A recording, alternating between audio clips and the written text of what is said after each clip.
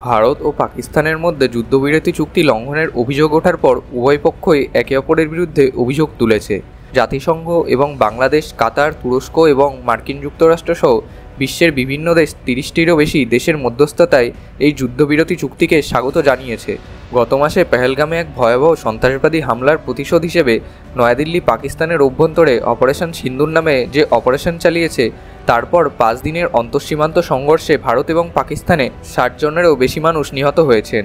২২শে এপ্রিলের হামলায় ২৬ জন নিহত হওয়ার জন্য ভারত পাকিস্তান ভিত্তিক সশস্ত্র গোষ্ঠীগুলিকে দায়ী করেছে। ইসলামাবাদ এর সাথে কোনোভাবে জড়িত থাকার কথা অস্বীকার করেছে।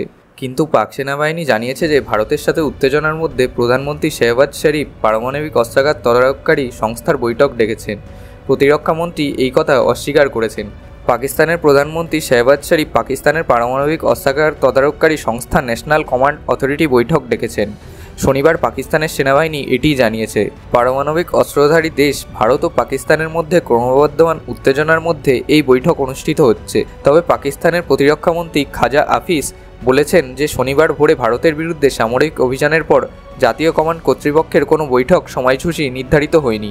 জাতীয় কমান্ড কর্তৃপক্ষ হল বেসামরিক ও সামরিক কর্মকর্তাদের শীর্ষ সংস্থা, যা দেশের পারমাণবিক অস্ত্র সম্পর্কিত নিরাপত্তা সিদ্ধান্ত নেওয়ার জন্য দায়ী। শুক্রবার রাতে পাকিস্তান অপারেশন বুনিয়ান উন মারসুস শুরু করার পর এনসিএ বৈঠক অনুষ্ঠিত হয়, যা ৭ মে পাকিস্তানের সন্ত্রাসী শিবিরগুলিকে লক্ষ্য করে ভারতের অপারেশন সিন্দুরের প্রতিক্রিয়া হিসেবে শুরু হয়েছিল।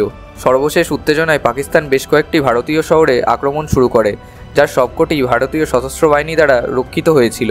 পাকিস্তানের ধারাবাহিক হামলার পর ভারত ৯ এবং ১০ মে মধ্যরাতে বেশ কয়েকটি পাকিস্তানি বিমান ঘাঁটিতে প্রতিশোধমূলক হামলা চালিয়েছে।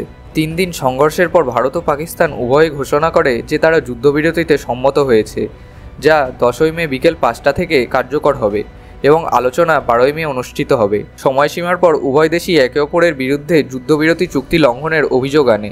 ভারত ও পাকিস্তানের মধ্যে যুদ্ধবিরতি বহাল রয়েছে বলে মনে হচ্ছে, যদিও উভয় পক্ষের পক্ষ থেকে লঙ্ঘনের অভিযোগ আনা হয়েছে।